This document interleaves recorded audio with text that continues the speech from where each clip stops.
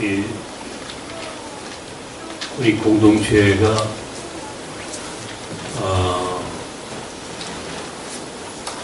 시간이 많이 흘렀죠. 그래도 우리 이 나섬이라고 하는 이 공동체가 한국 교회 안에 어떤 정도의 교회일까? 사실 저는 잘 몰라요. 저는 잘 모르고 또 뭐 그것을 굳이 알려고 하지도 않습니다. 재미있는 하나의 현상이 몇 년 전부터 있는 것을 여러 개 이야기를 한번 해드리면, 여기 이제 총회가 있지 않습니까? 총회. 여기 이제 교단 총회가 있고, 1년에 한 번씩, 이제 큰 총회가 열려요. 그러면 이제 해외에서 손님들이 많이 들어옵니다. 이제 그 각 교회마다, 각 이 나라마다 교단이 있고, 또 교단마다는 우리 총회하고 이 자매 총회가 있고, 또 네트워크도 있고, 서로 선교 동역을 하게 되고, 뭐 이런 다양한 이유로 우리 교단을 방문하는 이제 그런 경우가 많아요. 그리고 이제 이분들이 외국에서 오신 분들을 총회가 어디로 모시고 갈까? 그래도 어디를 모시고 와서 보여줘야만이 그래도 이분들이 감동을 받고, 또 이것이 한국교회의 모습입니다. 그나마 그래도 이야기거리가 될 만한 데가 어딜까? 예전에는 대부분이 큰 대형교회를 다 모시고 왔어요. 그래서 우리 교단 같은 경우는 이제 뭐 영락교회나 혹은 신흥 대형교회가 되어 있는 명성교회나 이제 이런 교회들을 데리고 와서 보여주고, 대부분이 이제 그렇게 해왔죠. 그런데 몇 년 전부터 그 추세가 좀 바뀌기 시작을 했어요. 바뀌어서 그분들이 이렇게 큰 교회를 가자고 하면 안 간다고 그러는데요. 예. 우리가 뭐 한국교회, 대형교회 구경하러 온 게 아니라 싫다, 안 간다고 그러는데. 그래서 찾은 이제 그 교회 탐방의 그 중요한 탐방지 중에 하나가 우리 공동체가 됐어요. 그래서 1년에 몇 번씩 외국에서 손님들이 오면 꼭 들려서 우리 한국의 이주민들과 함께 하는 교회, 또 특별히 이곳에 있는 우리 몽골 학교, 이런 이 나섬의 사역들을 보고, 또 그분들이 그 이야기를 들으면서 아주 굉장한 관심들을 갖고 있음을 제가 느끼게 되었습니다. 이것도 세상이 많이 바뀌었구나. 교회에 대한 태도, 교회를 바라보는 눈도 과거의 관점이 아니라 이게 상당히 변화되어 가고 있구나라고 하는 것을 제가 느끼면서 할 일이 참 많다. 할 일이 많다. 그러다가 문득 한번 장신대 우리 교수님들하고 무슨 모임을 하나 만들고 진행을 하다가 제가 그곳에서 그런 이야기를 했습니다. 이게 좋은 교회라고 하는 것이 과연 어떤 교회냐? 좋은 교회란 어떤 교회냐? 우리 특히 옆에 장신대가 있으니 우리 장신대 학생들에게 좀 좋은 교회의 모델을 보여줘야만이 그 학생들이 그 모델을 보고 좋은 교회를 지향하고 그런 목표를 꿈꿀 텐데, 우리가 지금까지 학교에서 가르치고 보여줬던 좋은 교회란 큰 교회, 대형 교회. 그러니까 이런 이 목회적 틀을 갖고 학교를 졸업하고 한국교회 목회 현장에 나와서 과연 정상적인 목회가 가능할까? 그런 의심을 갖게 되죠. 그래서 제가 학교에 있는 교수님들한테 그러지 말고 과연 어떤 교회가 좋은 교회인지에 대한 그런 고민을 우리가 해야 합니다. 그리고 좋은 교회란 과연 어떤 교회인지 구체적으로 개발하고 찾아내서 소개하고, 그래서 신학생들이 혹은 목회를 꿈꾸는 사람들이 그 교회를 이제 마음에 비전을 갖고 그 교회 모델을 따라서 그렇게 목회할 수 있죠. 그래야 한국 교회가 건강해질 수 있다. 이런 이야기들을 제가 종종 이제 하곤 합니다. 이번 새해에 어떤 주제를 갖고 우리 나섬이 시작을 해야 할까 되게 고민을 많이 했고, 또 그만큼 제가 오랫동안 사실은 이제 우리가 이 좋은 교회, 모델이 될 수 있는 목회, 한국교회가 가야 할 그런 온전한 그런 교회의 모습을 이제는 결단하고 그 모습을 만들어가는 공동체가 되어야 되겠다. 그래서 제가 작지만 강한 교회, 작지만 강한 교회가 되자. 작아도 얼마든지 하나님이 쓰시는 교회, 작아도 하나님의 뜻을 이루어낼 수 있는 공동체가 되는 것이 이게 더 중요하다. 한국교회가 지금 크지 않아서, 교인이 없어서, 대형교회가 없어서 교회가 지금 사회적으로 비난받고 손가락질 당하는 게 아니란 말이에요. 얼마나 한국교회가 크고 얼마나 한국교회가 부자입니까? 그럼에도 불구하고 오늘 우리 교회가 한국 사회에서 전혀 선한 영향을 행사하지 못하고 오히려 교회를 비판하고 손가락질하는 사람이 더 많이 생기는 이유는, 그것은 우리 교회의 크기가 작아서가 아니다. 그것은 우리 안에, 교회 안에 건강성, 이 성숙함이라고 하는 이 가치가 이미 훼손됐고, 또 그런 이유로 교회가 교회다움을 회복하지 못하면 결코 한국의 미래가 존재할 수 없다라고 하는 그런 심각한 위기의식에서 우리는 올해부터 정말 우리 교회가 지향해야 할 교회의 모습이 무엇인지, 그리고 그것이 구체적으로는 우리 교인들의 삶과 연관되어 있어요. 그래서 행복한 교인이 되는 교회, 행복한 교인이 섬기는 교회, 이런 공동체를 꿈꿔보자.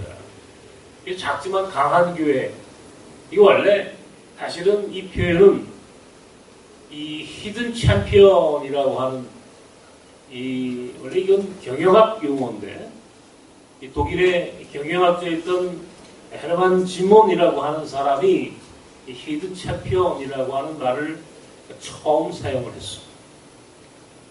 이 말의 의미는 작지만, 비록 기업의 규모는 작지만 경쟁력이 있고, 또 탁월한 독점력이 있고, 블루오션의 영역에서 가장 독보적인 기업을 이름하는 소위 강수 기업을 우리는 히든 챔피언 이렇게 불러요. 대체로 이 독일이 그런 이 히든 챔피언, 소위 작지만 강한 기업이 많고, 일본도 그런 국가 중에 하나. 그러니까 우리의 산업 구조가 대체로 이 재벌, 또 대형화되어 있는 이 기업 구조를 가지고 있는 한, 사실은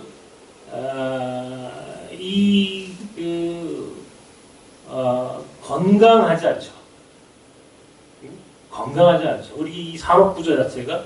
그래서 이 산업 구조가 한쪽으로 너무 쏠림 현상이 심하면 심할수록 그 국가의 경제, 사회, 전 영역이 사실은 정상적으로 작동되지 않는 경우가 대단히 많습니다. 예를 들어서 우리가 삼성이라고 하는 회사가 거의 뭐 우리 사회에서는 가장 영향력 있는 기업 아닙니까? 그러니까 삼성이 말이죠. 묘한 프레임을 만들어요. 어떻게 프레임을 만드냐면 삼성이 곧 대한민국이다. 삼성이 망하면 대한민국이 망한다. 그러니까 삼성의 오너가 잘못되면 삼성이 무너지고 삼성이 무너지면 대한민국이 무너진다. 이게 우리 국민들에게 계속 이 프레임을 계속 넣죠. 그러니까 우리 국민들이요, 이야 삼성이 망하면 대한민국 망한대.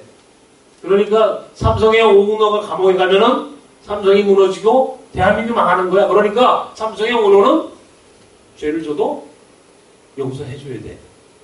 그러니까 이런 식의 등식이 성립되도록 이것이 이제 한 기업에 혹은 이런 큰 재벌에 의존하는 이 의존성이 강하면 강할수록 우리도 모르게 그런 논리 앞에 무릎을 꿇게 되고 사실 그런 프레임에 갇혀버리게 되죠. 그러니까 굉장히 위험한 생각들이죠. 그런 작지만 강한 기업들이 굉장히 많이 있다면 사실은 그런 걱정들을 하지 않죠. 건강해지겠죠. 이 한국의 경제 혹은 이 기업의 생태계가 굉장히 건강해지고 성숙해지면 우리 모두가 행복해지는데 사실은 오늘날 우리 사회가 몇몇 기업에 의해서 이끌어져 가는, 그래서 그런 기업들이 마치 이미 흔히 이 시장이 모든 걸 지배하는 이런 사회 구조로 가버렸다면 그것은 우리 국민들에게 이거 굉장히 위험하고 또 불행한 일이 아닐 수가 없습니다. 마찬가지로 교회도 마찬가지예요. 교회도. 네? 그래서 한국 교회를 대표하는 교회가 뭐냐라고 할 때 흔히 사람들 머릿속에 가지고 있어요. 이미 브랜드화되어 있는 교회. 그런 이름들을 여러분들은 다 알고 있습니다. 여러분들 가운데 그런 교회 출신들이 많고 그런 교회에서 신앙생활을 하셨어요. 이미. 그러다 보니까 우리도 모르게 교회 그러면 커야 한다. 부흥과 성장이라고 하는 과거의 논리를 그대로 우리는 따라갑니다. 목회자들이 굉장히 불행해 행복해지지 않는 목사들이 행복한 목회를 할 수 없는 가장 중요한 이유 중에 하나가 뭐냐면 이미 그런 이 자본주의화된 부흥과 성장이라고 하는 논리가 그 교회의 이데올로기가 되어 있고 그런 생각들이 교인들의 생각이고 교회가 그렇게 성장하지 않으면 그것은 목회자가 능력이 없는 것이고 그것은 아무런 일도 할 수 없는 것이고 무능한 교회가 되는 것이고 나는 그런 무능한 교회를 다니기 싫어라고 하는 이제 이런 생각들로 자꾸자꾸 양극화가 되고 그러다 보니까 목사들은 어찌되었든 간에 무조건이라도 어디서 교인을 끌어오더라도 교인 끌어오는 성장시켜야 되겠고 부흥시키는 것만이 목회일 수밖에 없도록 그렇게 스스로 매몰되어가는 그러니 그런 목회가 재미가 있고 뭐가 행복하겠느냐고요. 행복하지 않아요. 한국계 목사들 여기 우리 목사님들 여러 계시지만요. 한국계 목사님들 행복한 목사 보셨습니까? 행복하지 않아요. 네? 근데 나는 아무리 생각해도 그런 불행한 목회를 산다, 불행한 목회자로 산다는 것이 이건 동의하기가 힘들어요. 적어도 이 한국교회 이 구조 속에서 영원한 아웃사이더로 살아온 목회자로서 내가 나까지 그런 주류 목회에 끼어들어 함께 더불어서 그곳에서 경쟁하고 그런 목회자로 산다는 것은 그건 내 목회 철학에 동의하기 어려운 굉장히 불행한 목회자가 되는 길이다라고 하는 걸 내가 알기 때문에 그리고 그것이 한국교회에 아무런 도움이 되지 않아요. 한국교회 미래는 이제 그런 교회 모델, 그런 목회적 패러다임을 갖고서는 한국의 미래가 결코 존재할 수 없다라고 하는 것을 나는 이미 예견하고 있어. 그러므로 이제 우리 교회가 가야 할 길은 작지만 강한 교회다. 정말 히든 챔피언이 어떤 교회여야 하는지, 어떤 목회여야 하는지를 보여주고 그것이 모델이 되고, 그래서 크지 않아도, 비록 교인이 몇 명 모이지 않아도 얼마든지 살아계신 하나님이 함께 하신다면, 다윗이 골리앗을 이겼는데 하물며 하나님의 교회가 왜 세상 앞에 쓰임받을 수 없겠느냐고요. 작지만 하나님이 함께 하시면 우리도 더 위대하게 쓰임받을 수 있는 공동체이며, 그 안에 속한 교인들은 정말 행복한 신앙인으로 살아갈 수 있다는 사실을 이제 보여줄 때가 되었다. 과연 작지만 강한 교회가 뭘까? 이런 생각을 참 생각해봤어.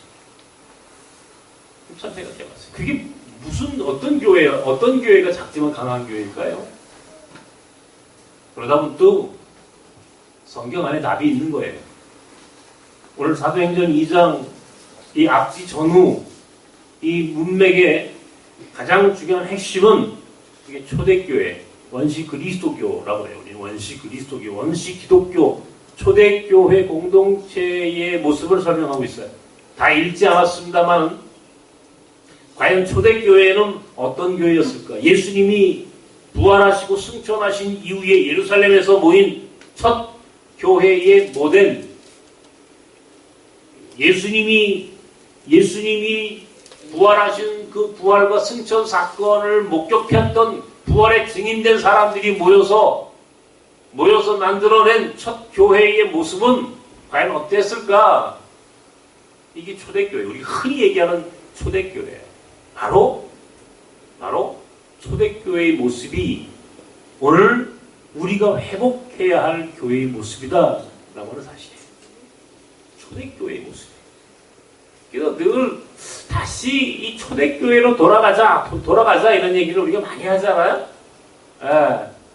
그런데 사실 이게 초대교회로 돌아간다는 게 이게 간단한 일이 아니라고요.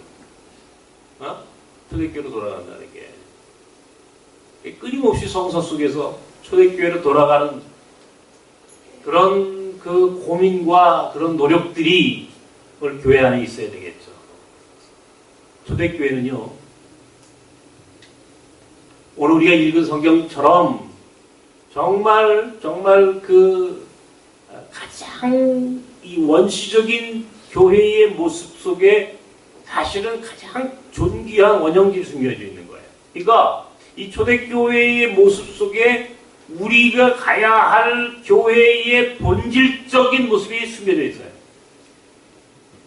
초대교회 모습이 어떤 모습일까? 한번 보시라고요.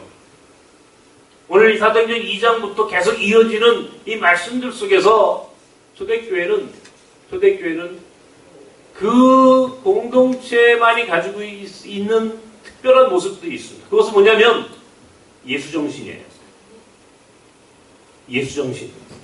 우리는 그걸 영성이라고, 영성. 우리 흔히들 사람들이 영성 거리는데 이게 정말 영성이 뭔지 알고 얘기하는지 모르겠어요. 예? 그래서 제가 이것을 예수의 영성, 예수의 정신이라고, 예수가 이 땅에 사셨던 삶에서 사람들이 그 예수의 정신, 예수의 영성을 고스란히 전부 다 그것을 자기 것으로 받아들이고 예수의 영성으로 충만한 공동체였다고. 예수의 영성으로 충만한 공동체. 두 번째는 예수의 영성으로만 충만하면 뭐하겠어요? 예? 영으로만 충만해지면 뭐하겠냐고. 삶이 없으면 아무것도 아니란 말이에요. 초대교회 교인들은 예수의 영성으로 충만해졌음과 동시에 그 영성에 의하여 부르심받은 부르심의 삶을 살았다고. 다시 말하면 삶이 있는 거예요. 실천적 삶이 있는 거예요. 그래서 자기가 가지고 있는 것들을 자기 것이라고 주장하지 않고 그것들을 하나님 앞에, 제자들 앞에, 그리고 그것들로 가난한 사람들과 땅에 소외당한 사람들과 힘없는 연약한 이들과 함께 더불어 나누고 섬길 때에 자연스럽게 예수의 영을 증거하는, 그것이 하나님 나라 공동체의 모습으로 사람들한테 보여지기 시작했다는 거예요. 그러니까 예수의 영으로 충만하고, 그가 예수님께서 우리에게 말씀하시고 가르치셨던 그 말씀대로 직접 살아낸 삶이 있는, 다시 말하면 영성과 삶이 아주 균형 있게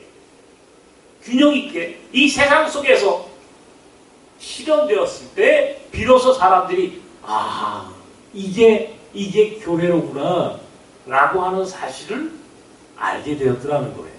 자연스럽게 예수의 영이 충만하고 예수의 영에 의하여 삶을 살아낸 사람들이 많아지면 많아질수록 교회는 더욱 강해졌고 사람들이 교회를 신뢰하게 되었고 거기서 구원의 역사가 일어났어요. 이게 하나님의 나라였어요. 이게 하나님의 나라예요. 우리 세상에서 과연 초대교회의 이런 예수의 영과 삶이 공존하는 공동체는 과연 존재하지 않을까? 이런 고민들을 한번 해보는 거예요. 왜 그렇게 한국교회가 영어를 얘기하고 성경을 얘기하고 성경이 충만하다 못해 참 흘러 넘치도록 많은데도 왜 한국교회가 그토록 세상 사람들 앞에 빛과 소금의 역할을 감당하지 못했다고 하고, 왜 우리가 비난받는 교회로 전락했을까? 무슨 이유가 있을까? 한번 생각해 보자는 겁니다. 이게 무슨 영을 받았길래? 무슨 영을 받았길래? 에? 예수의 영을 받지 않고 예수의 영이 아닌 아마 다른 영을 받았는지도 몰라. 예수의 영으로 충만해야 하는데 예수의 영이 아니야. 자본주의의 영, 물질 숭배의 영, 만모니즘의 영, 돈과 권력을 가장 중요하게 생각하는 영,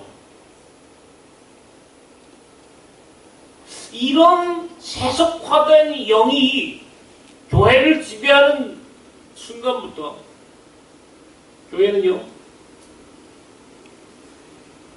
교회감을 잃어버리는 거예요.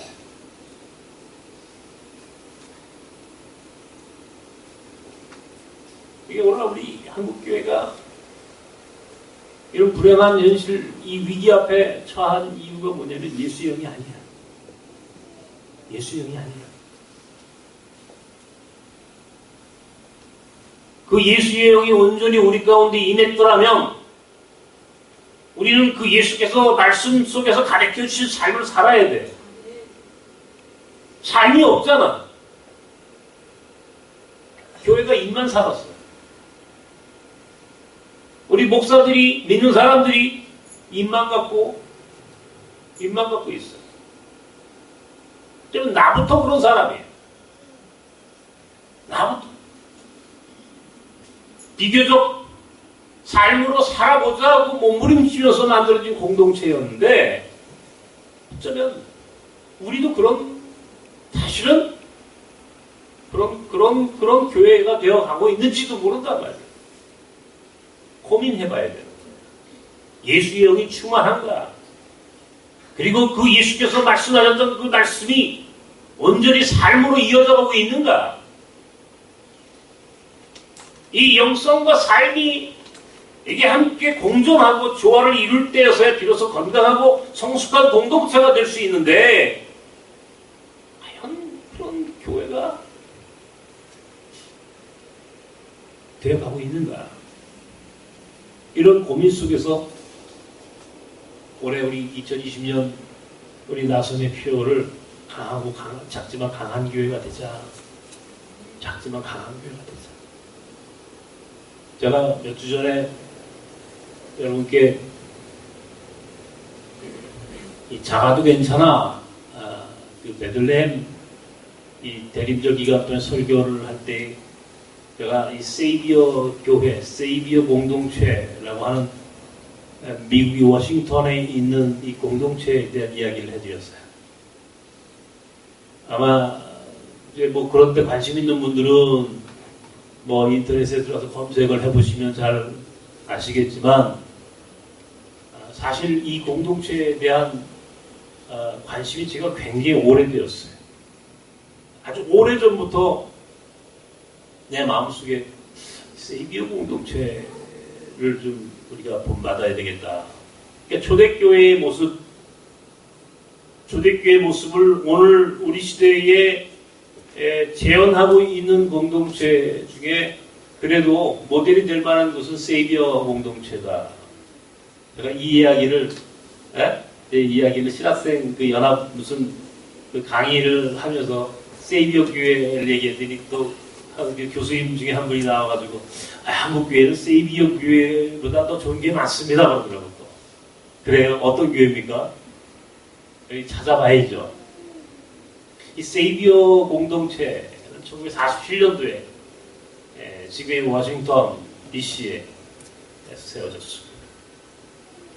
이게 작은 교회예요. 교인이 150명이 안 돼. 우리 교회 많아. 우리 교회 많았다고. 그런 데서 위로를 받는 애가. 우리 교회만 해. 그 교회는 결코 커지기를 지향하지 않았어요. 오히려 커지는 것에 대해서 오히려 그것을 스스로 자기 교인의 숫자를 그 수준으로 맞춰가려고 하는 정도의 의도적인 그런 교회, 작은 교회, 어쨌든 그냥 작아야 된다라고 하는 그게 그 교회의 존재 양식이에요. 일단 크지 않아야 한다. 근데 그 교회가 굉장히 전 세계에서 가장 영향력 있는 교회라는 거 아니에요? 우리가 잘 알고 있는 이 헨리 나우엔이라고 하는 예일대학교 신학도 교수였던 헨리 나우엔이라고 하는 20세기 유명한 영성주의 이 신학자가 있습니다. 이분이 바로 이 세이비어 공동체에서 신앙생활을 했던 분이에요. 저는 그 헨리 나우엔의 책을 종종 읽고 첫 책이 너무 좋아요. 때로는 우리가 이 내려놓고 비운다라고 하는 표현을 우리 기독교인들이 종종 쓰는데 사실은 자기를 내려놓고 자기를 비우기 위한 비운다라고 하는 게 이게 간단치 않거든요. 이 특별히 한국교회 안에서 사실은 이 내려놓고 비운다라고 하는 이 표현은 사실은 쉽지 않은 얘기입니다. 왜냐하면 이것은 기득권을 포기하는 거예요. 헨리 나우엔이라고 하는 사람이 바로 이 세이비어 공동체의 대표적인 이 교회 교인이었는데 이분이 예일대학교 교수직을 내려오셨죠. 이 데이브레이크라고 하는 아주 빈민촌에 가서 이제 그들을 돕고 섬기고 그러면서 끊임없이 예수의 영성, 예수의 정신으로 돌아가고자 하는 삶을 추구하죠. 그것이 끊임없이 자기를 내려놓고 자기를 비운다라고 하는 것들로 이제 그렇게 설명을 합니다. 제가 헨리 나우엔을 굉장히 좋아하고 가끔씩 뭔지 모르게 내 안에 그 절박함을 정말 그 간절함을 얻고자 할 때 뭔가 내 안에 아주 이 갈증이 있을 때마다 이 헨리 나우엔이라고 하는 이분의 책을 종종 읽곤 했었습니다. 이 교회는 비록 교인 수가 150명 밖에 되지 않지만 이 교회야말로 굉장히 중요한 역할을 하는 세계사적인 교회가 되었어요. 이 교회가 갖고 있는 정신이 두 가지예요.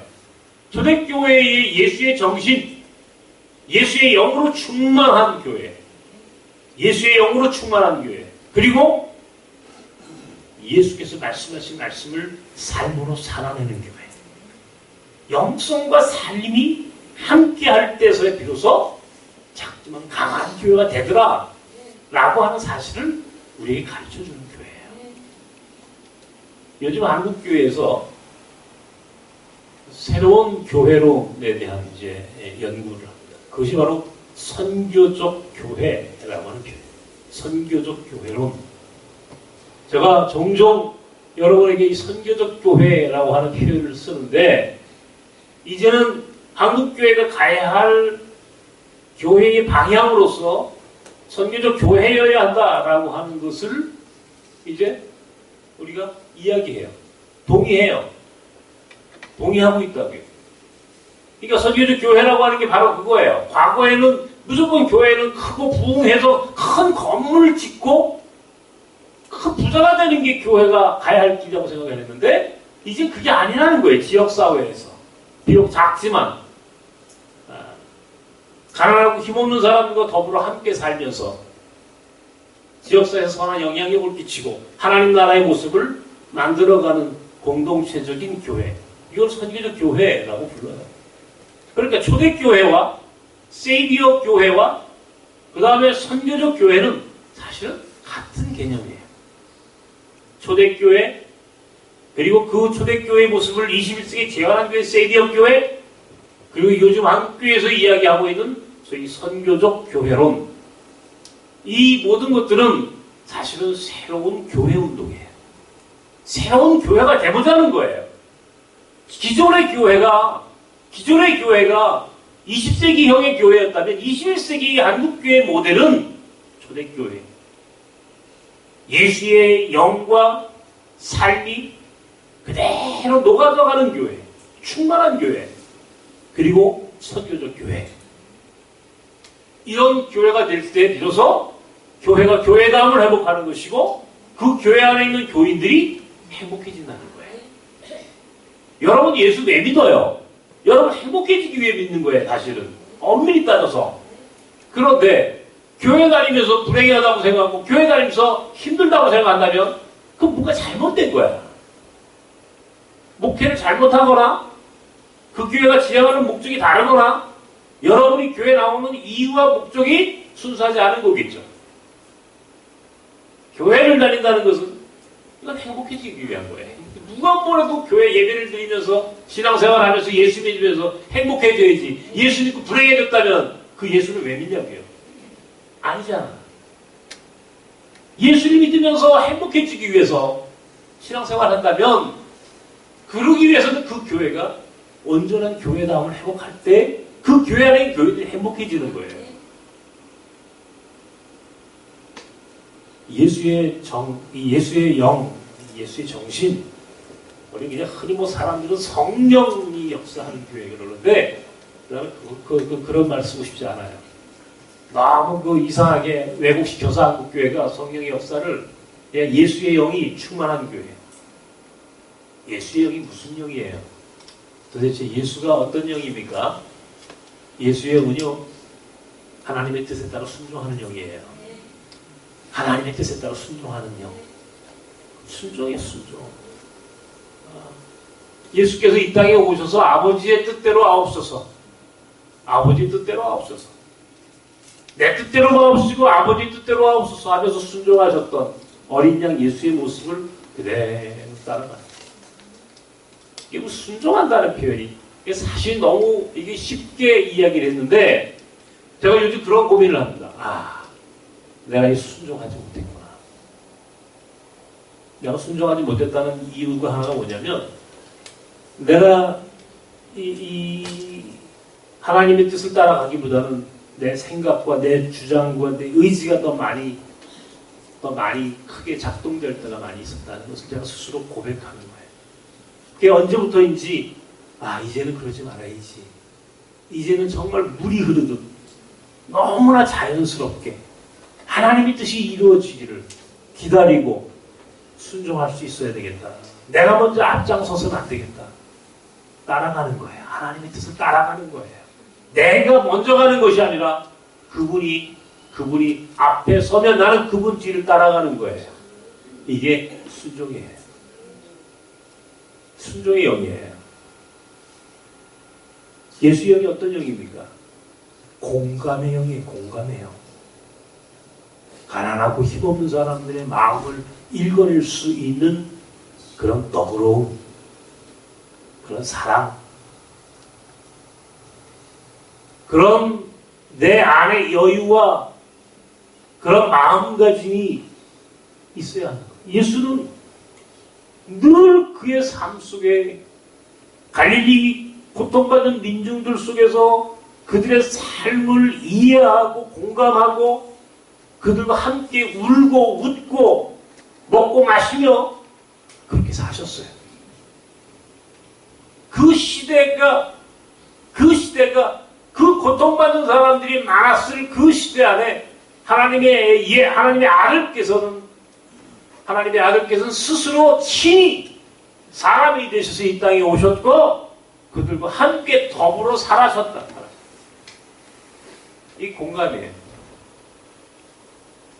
우리 나섬이라고 하는 공동체가 지향하는 의미가 무엇입니까? 나그네와 함께한다 이게. 나그네와 함께한다. 이 쉬운 표현이 아니에요. 굉장히 어려운 겁니다. 사실은. 나그네가요. 이게 우리가 생각하는 그냥 뭐 나그네니까 다 사랑하고 배려하고 도와주고 그런데 사실은 인간적으로는 그렇지 않아요. 수도 없이 배반당해야 하고 수도 없이 거짓말을 들어야 하고 수도 없이 원망스러움 혹은 불평하는 소리를 들어야 하고 인간적으로 이게 감당하기 어려운 일이에요. 그럼에도 불구하고 예수께서 우리를 사랑하셨고 예수께서 우리 가운데 오셔서 보여주셨던 삶은 그럼에도 불구하고 용서와 공감이에요. 공감하는 거예요. 그래. 아마 나도 그 정도 어려운 상황이었다면 나도 그렇게 이야기했었을 거야. 맞아. 내가 공감해야지. 힘들어요. 굉장히 어려운 일이에요. 공감한다. 근데 그걸 그래도 순종해야 돼. 예수의 영이 우리에게 그걸 가르쳐 주셨어요. 그리고 십자가 영성의 고난의 영. 과연 십자가를 짊어진다는 것이 무엇일까? 우리 가운데 있는 고난이라고 하는 것이 때에 따라서는 견디기 힘든 일이지만 그러나 그 고난의 의미를 찾아가고 그 십자가의 영성으로 우리가 이 고통 속에 살아가는 이 시대를 그래도 함께 더불어 살아갈 수 있는 영. 이런 예수의 영이 충만해야 돼요.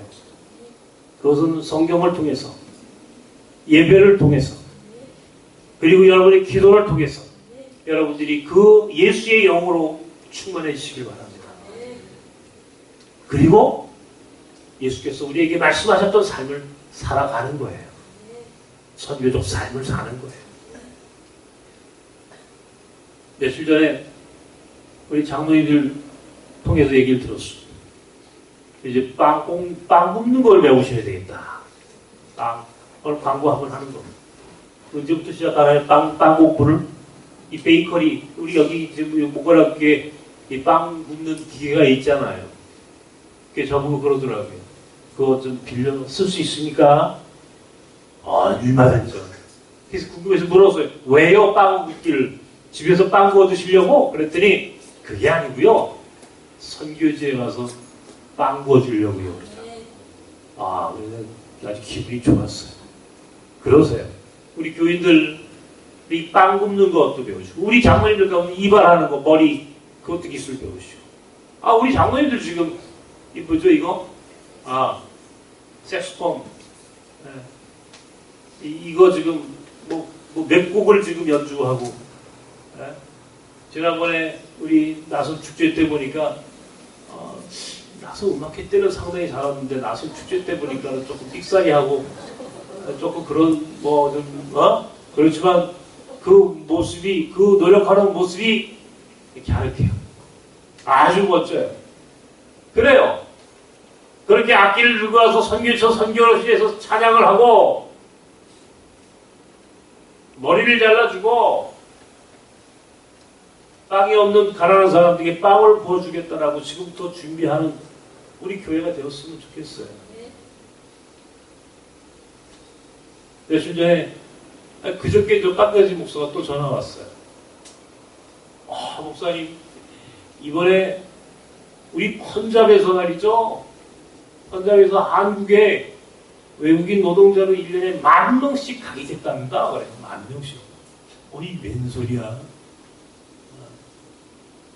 이게 진짜냐? 진짜래. 난 뭐 확인 안 해봤는데 10,000명씩 오게 됐대요. 펀잡에서. 그러면서 하는 얘기가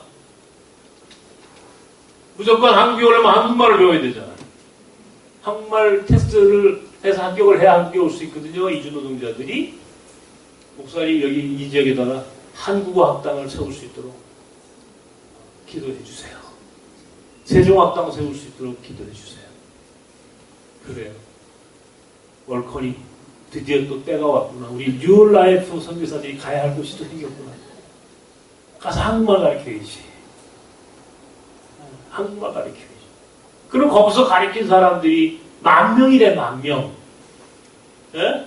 10,000명씩 한국에 오면 그 사람들은 또 나섬으로 와서 해서 신앙생활 하게 하고 여기서 신앙생활 하는 사람들 가운데 빵가지 같은 친구 뽑아서 훈련시켜서 또 역파송하고 또 그렇게 한국말을 가르치는 시니어 선교사들이 또 그곳에서 선교 사역을 하게 되고 이렇게 선순환되는 이런 모델을 꿈꾸고 있는 거예요. 나는 할 일이 엄청나게 많습니다.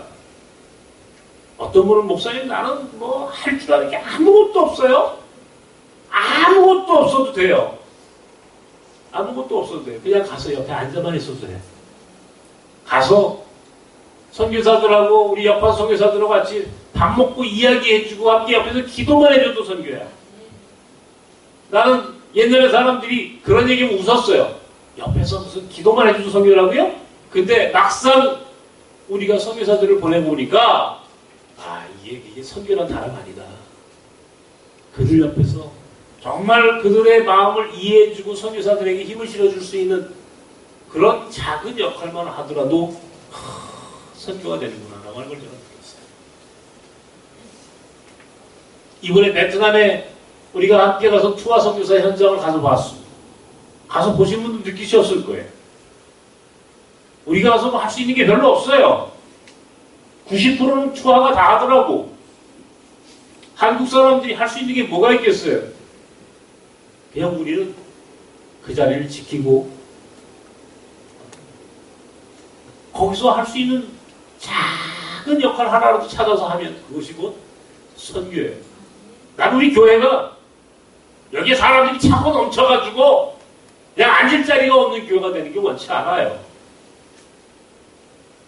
우리 교회가 지향하는 목표는 선교적 교회가 되는 거예요. 어려운 나그네들을 돕고 그들의 편이 되어주고 나아가서 하나님 나라를 위해서 선교자, 선교사들로 여러분이 받은 은사를 갖고 흩어지는 교회.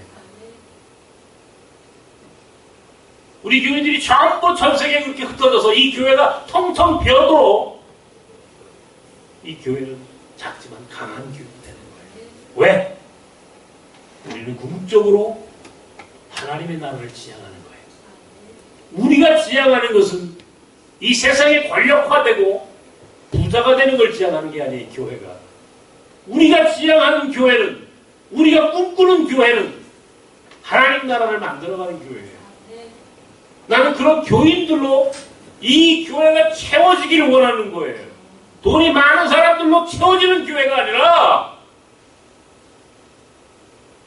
권력 있는 사람들로 채워지는 교회가 아니라 이 교회가 작지만 하나님 앞에 쓰임받기를 간절히 사모하는 사람들로 이 교회가 채워져야 돼요. 그리고 그런 사람들이 나가서 하나님 나라 선교를 위해서 하나님 나라를 위해 선신하고 순종할 때 얼마나 행복하겠습니까? 그렇게 살다 마지막 하나님 나라 갈 때 잘 살았다. 잘 살았다. 이렇게 살다 가야지. 이렇게 살다 가는 게 옳지. 내가 얼마나 많이 세상에서 힘을 갖고 있고 돈이 많았고 얼마나 강한 사람이 됐는지를 자랑하는 이제 그런 식의 신앙은 이건 우리가 가져야 할 신앙의 모습이 아니란 말이에요. 얼마든지 여러분 한 분 한 분이 존귀한 하나님의 사람으로 창조되었고 부르심 받았어요. 우리는 행복해질 수 있고 하나님 앞에 위대하게 쓰임받을 수 있는 신앙인들이에요. 그런 사람들로만 채워주는 교회라면 바로 그것이 작지만 강한 교회가 될 수 있겠다. 그런 소망을 가져보았습니다. 초대교회처럼 세이비어 공동체처럼 선교적 교회를 말하는 그 선교적 교회의 그 모델을 우리 나섬이 이제 2020년부터 새롭게 한번 여러분과 더불어 만들어 볼 수 있도록 그렇게 노력하는 순종하는 여러분과 제가 되기를 주님의 이름으로 축원합니다. 기도합시다. 하나님 아버지, 작지만 강한 교회가 하나님이 원하는 교회임을 믿습니다. 이제 우리는 그런 교회를 꿈꾸기 시작했습니다. 큰 교회가 되는 것보다 성숙한 교회, 건강한 교회가 되는 것이 훨씬 더 중요하다는 사실을 고백하면서 더 이상 이 세상의 논리에 종로로 타지 않게 하시고 오직 하나님 나라를 위하여 초대교회의 모습을 회복하게 하시고 그런 교회로서 오늘 우리가 이 나선 공동체가 다시 한번 일어날 수 있도록 주께서 도와주시옵소서. 예수님의 이름으로 기도하옵나이다. 아멘.